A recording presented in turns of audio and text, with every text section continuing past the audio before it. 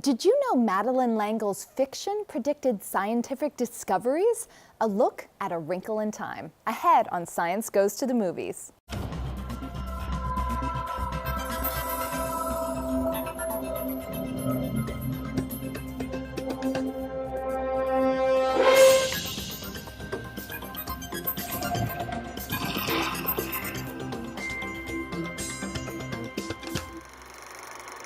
Welcome to Science Goes to the Movies, a look at the stories of science and how they change our culture. I'm Faith Saley. Ava DuVernay is directing Madeleine L'Engle's 1962 classic story A Wrinkle in Time with Oprah Winfrey, Reese Witherspoon, and Mindy Kaling as Mrs. Which, Mrs. Whatsits, and Mrs. Who. And today we're going to look at the hard science in the original novel series. To do that, we will need both an astrophysicist and a cell biologist. And luckily, we have Matt O'Dowd, a CUNY astrophysicist and host of the very popular PBS series Spacetime, and Natasha Pavlova, a research fellow at Thompson Laboratory for Cancer Biology and Genetics at Memorial Sloan-Kettering Cancer Center. Thank you both for being here. Thank you. You're like you're like my fantasy football team of scientists. Thank you. Wait. You know, I think it's amazing that in 2 consecutive books, this woman went from the immensity of the universe to the minutia of the human cell. Was either of you influenced by Madeleine L'Engle? Absolutely. Actually, my first encounter with Madeleine L'Engle's books, specifically A Wrinkle in Time, was in Russia in middle school. We read the first 2 chapters of A Wrinkle in Time for our English class, but we were only given the first 2 chapters, so I was left with quite a cliffhanger. And it only after like years later was when I finally read the whole book. Why do you think you were given just the first 2 chapters? Yeah, I don't know. Is this a Cold War kind of edit? What was it?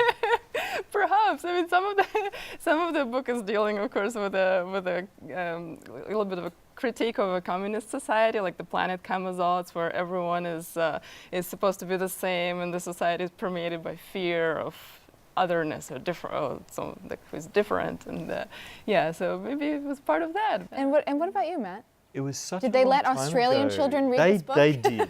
They allowed it. In your English class? You know, I read it very young, and so it exists in my mind as a bunch of almost, well, fantasy snippets that I'm sure shaped me. That and sort of that era of science fiction was about really unfiltered imagination, unrestrained symbolism. I mean, Madeleine L'Engle reminds me of people like C.S. Lewis or even Ursula Le Guin, just with being unshy about presenting your ideas in bold colours and really wild imagination. And I think it affected me in a good way. I think it I don't know, it expanded all of our minds. Yeah. And these novels were written in the late 1960s and early 1970s. Right. So how much have we learned about the physics of galaxies since then? You know, since the days of shag haircuts and bell bottoms, is it still as groovy? Is it groovier? It's so much. I mean, it was groovy then. It only gets groovier. I remember one thing in the book that one of the centaur people lived in a galaxy that I only later learned it's a famous galaxy. It's the Pinwheel Galaxy. Messier. Which is a real galaxy. It's a real galaxy, yeah. And although it hasn't been known that it was a galaxy for all this time, it's a beautiful pinwheel shape on the sky. It's 20 million light years away, so it's far. And that's where these centaur people live. But back in the 60s, we had only just begun to survey the universe, to map, you know, what is out there. Now, the furthest galaxy we know is really at the limit of what will ever be possible to see at many billions of light years away. And so understanding of the scale of the universe has expanded massively since then. L'Engle's 1973 novel A Wind in the Door takes place in the mitochondria of this character, Charles Wallace. And I know that the discovery of mitochondria isn't, you know, attributable to one single scientist or pinpointable to an exact date. But was L'Engle's fictional writing right on the cutting edge of the science of her time? Absolutely, and that's what's so amazing about the book. So yeah, the book came out in 1973, and it was like late 60s when the concept of mitochondrial disease was really put forward. And that's exactly from the first pages of the book. We find out that the little boy, Charles Wallace, Meg's brother, is sick and he's not feeling well. He's out of breath easily. He gets tired from just walking across the garden.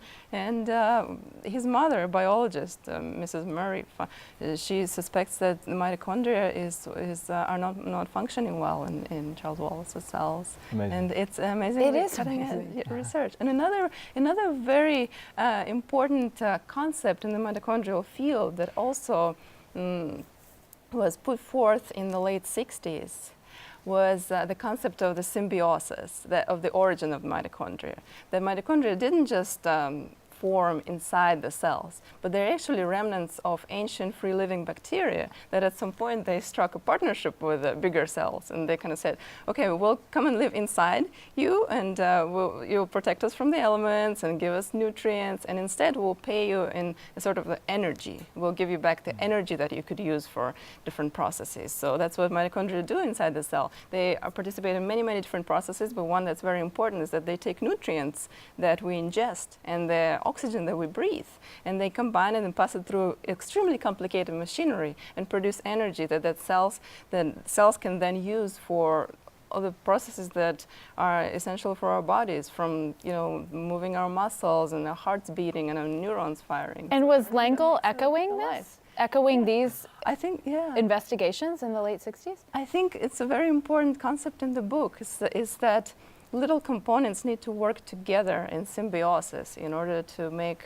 the world possible. Matt, in A Wrinkle in Time, the characters travel via Tesseract.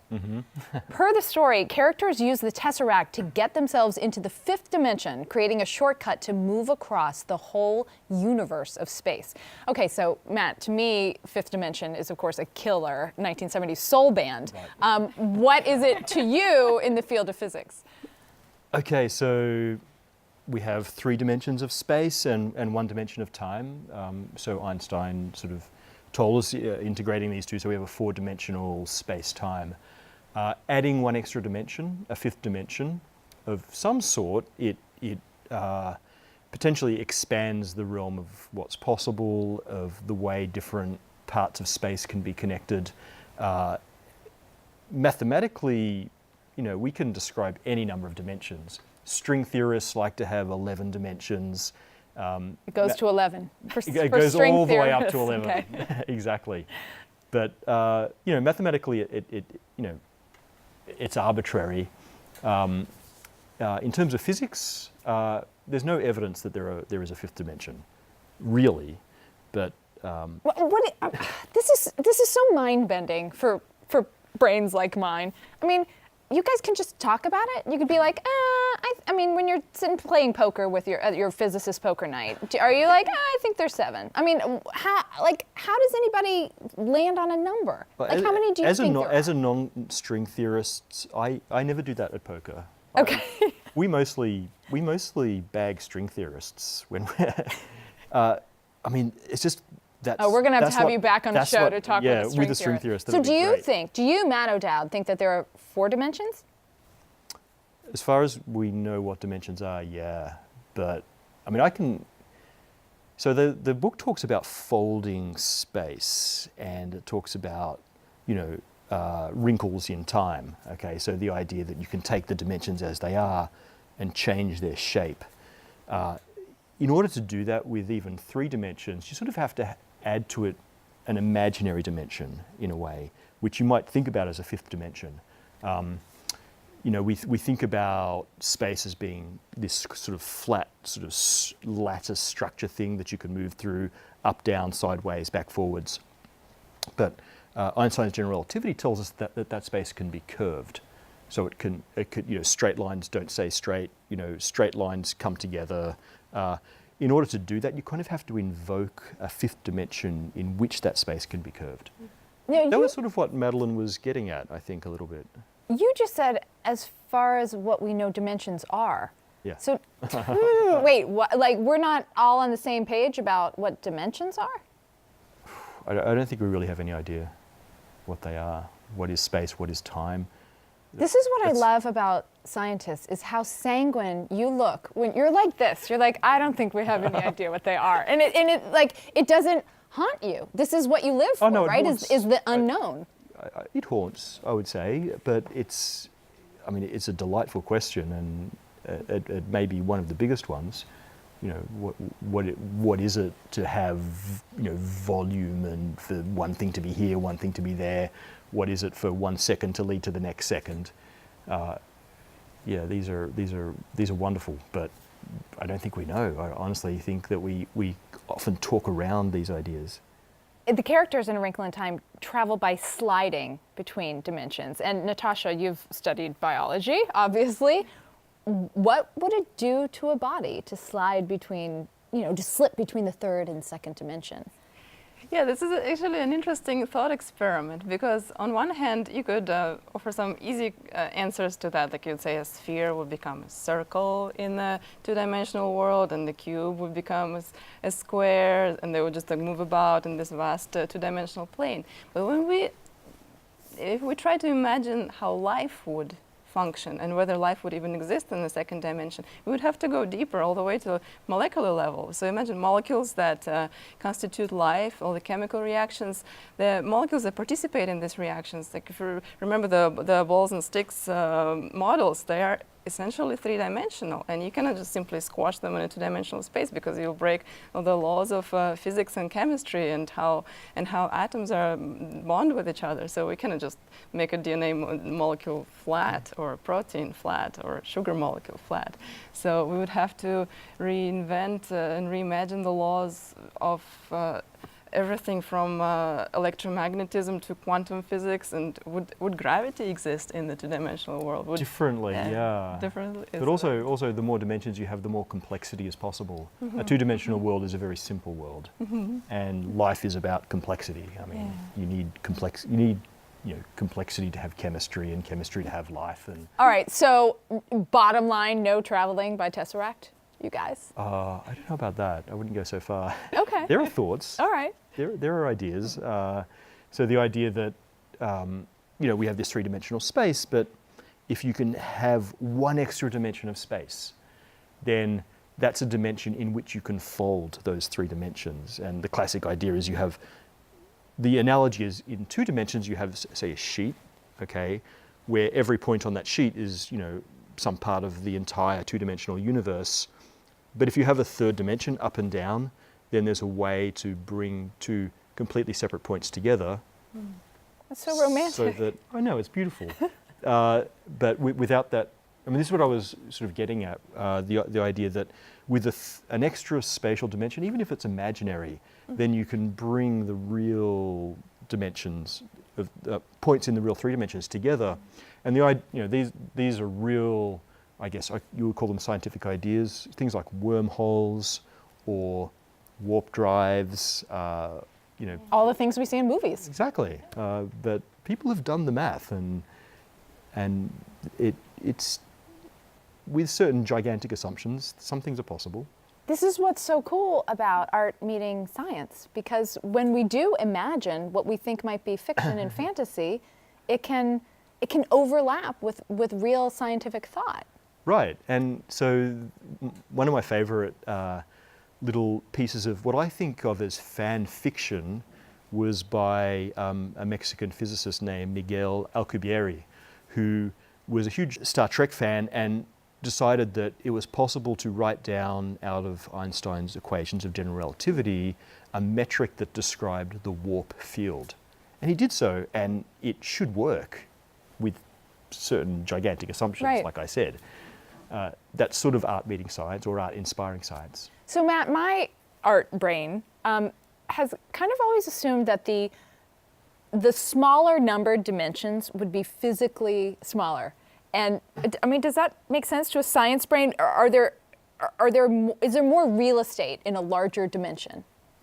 I think that's a perfect analogy in a way. So we're in New York City. How did it start? Probably as a single room outpost when it was first settled which you can analogize as a point-like thing. Okay, so 0 dimensions is a point. Eventually, that would have become a one-horse town. Okay, so when they needed more real estate, expand that single outpost, trading post, whatever, into a single strip. Okay, you've massively increased the real estate by adding 1 dimension. So that street is 1 dimension. When it starts to become a town, you turn it into a grid, so you make more streets. Okay, maybe 20 buildings become 20 times 20 buildings, 400 buildings. You now have a 2-dimensional square. But that's not enough real estate for us. So we add an extra dimension, we go up. Okay, so that 20 by 20 grid becomes 20 by 20 grid of high rises, and now you have a cube. Yeah. Okay, that's 3 dimensions. Yeah. Real estate. Yeah, I like that. That works for my brain. I got that. Because you're a New Yorker. Yes, exactly. In A Wind in the Door, L'Engle makes characters out of the parts of the mitochondria. She invents microscopic mouse-like creatures living symbiotically inside our cells called the farandulae.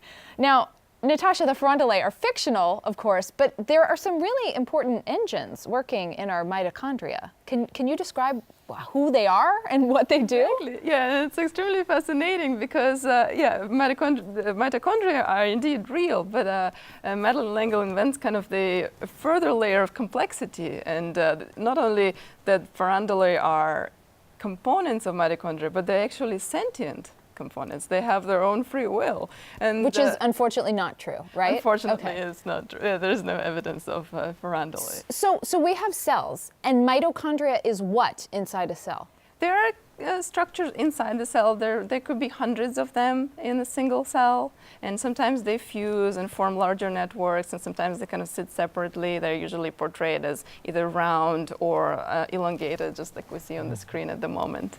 Yeah, and there is exquisitely complex machinery inside those mitochondria. Maybe farandulae are meant to represent that complex machinery that, you can see the mitochondria is filled with those pink and blue proteins over there. So these could be... That's really what they look like?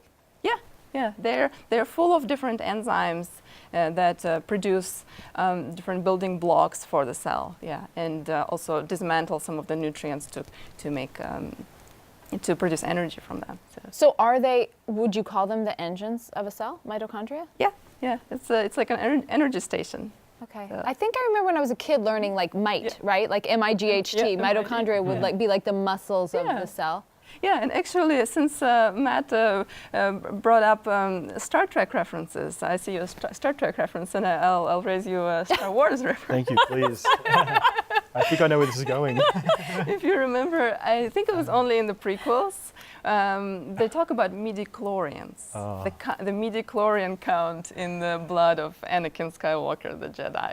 And they find the midichlorian count is off the chart. So midichlorian kind of sounds like mitochondria, and I think in one of the interviews, George Lucas actually admitted that the midichlorians that he had invented are supposed to be superpowered mitochondria. It was only in the first prequel, by the way, because there was such a massive fan backlash against trying to science up the Force that...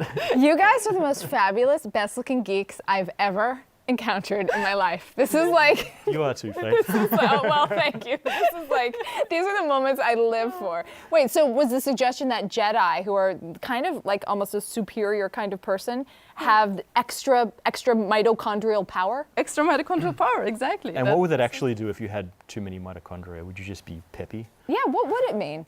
Yeah, I don't think that such condition is described. We obviously have mitochondrial diseases when mitochondria are not functioning well. Can we up our mitochondrial levels?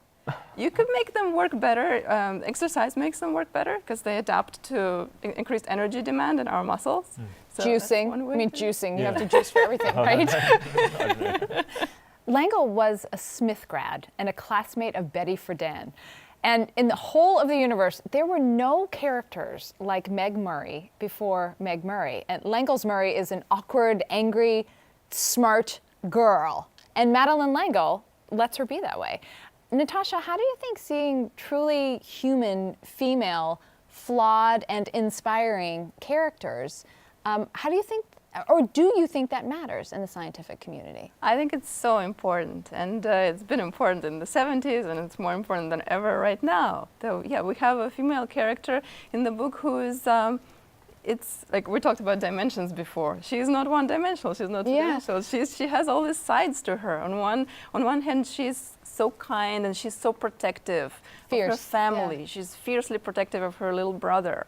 In both books, she saves his life by just going bravely and confronting the highest evil she encounters. And I think there's a very important interaction in A Wrinkle in Time, when I believe it's Mrs. Watsit, right before sending them to the planet Kamazots, she says that I'm going to highlight your biggest strengths. And your biggest strength, Meg, are your faults. So what teachers and the principal are saying, oh, Meg, you should tone it down, don't be as abrasive, don't be as contrarian. But Mrs. Watson says this is your strength. And interestingly, to Calvin, the boy who also goes on an adventure to them, she says that, Calvin, your biggest gift is communication. So it's interesting that the gender expectations are a little bit, they're flipped. That makes me so emotional. It makes me think of all the girls throughout history who needed that message. And still need that message. Exactly. Yeah. Sometimes you cannot win by just asking nicely. Sometimes you have to put your foot down. And have you had those experiences? Yeah, certainly. Matt, given the world's current, let's say, troubling relationship with facts, how important is society's perception of who and what is a scientist now? This is perhaps the great battle of anyone who tries to communicate science or is interested in science education. I think it almost feels like a war sometimes, you know. I mean, you have the extremes, okay, and let's say the political spectrum has its extreme ends. On the right, you might have science denialism that comes from religious fundamentalism or, you know, excessive adherence to the idea that market forces are benevolent. Economic self-interest, yeah. Exactly, over scientific evidence to the contrary. But even on the far left, you have, you know, particularly loopy New Ageism. You have like anti-vaxxers too. Exactly. Right? So you have conspiracy on either side.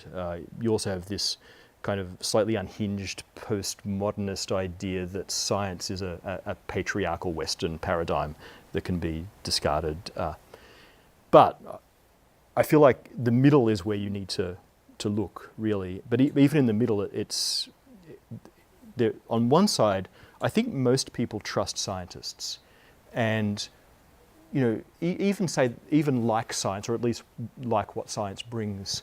But this new era in which we're bombarded with alternative facts leads to an effect which I think is actually quite deliberate. The effect is that the average person trying to understand what is happening in the world is bombarded by just so much nonsense, right, along with the real facts. How do you filter? Exactly. And when you do filter, are you still left with what's true? And you know, I think a lot of people have the capacity at some level to filter, and even not trusting the people who are presenting fake science because they're clearly partisan and maybe even clearly lying. It doesn't matter in the end because you're bombarded with so much that you just run out of the energy to critically analyze. You get fact fatigue and you just end up thinking, well, I guess we can't really know. The problem's too complex, you know. And so I think this is this deliberate attempt to turn what is strong scientific consensus into ambiguity, at which point it doesn't matter if you're lying, and if you're caught lying, you've won. And so, you know, the answer is, it's extremely important for people just to have kind of a basic level of scientific literacy, so they know what science looks like, and they know what expert testimony looks like, without having to be overwhelmed by it. We need you both to be as fierce, relentlessly fierce as Meg Murray at all times. Yeah, it's a worthy battle for sure. What do you guys think about hard scientific concepts presented as fictions? Would you like to go first? I have an opinion, but sure, please. yeah. I think it's extremely important.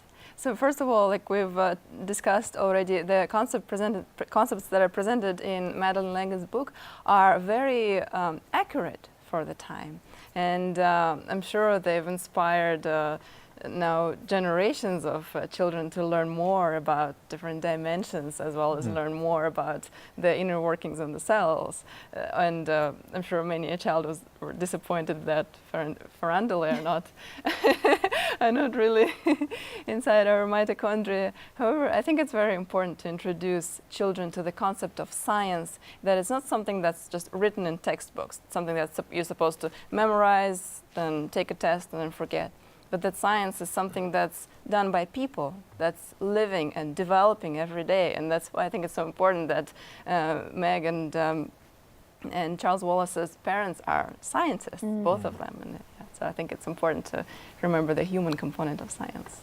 Yeah, and having scientific ways of looking at the world just suffuse our fiction, particularly fiction for children, teaches kids that thinking about the world scientifically is normal and natural, and it's not just for nerds or experts. It's not, or super brainy people. no, it's for everyone. Yeah. And this is, we can all essentially be scientists in a way.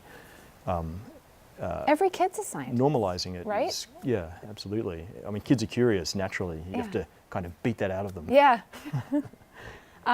Natasha and Matt, you have wrinkled and made time fly. Thank you so much for being here. So much fun, thanks. Yeah, thank you for having us. Whatever we can't fit into this half hour, we'll share on our Science Goes to the Movies Facebook page. And if you want to watch past episodes, check us out at www.cuny.tv under the Science tab, or download our app to keep up with everything related to Science Goes to the Movies all in one place.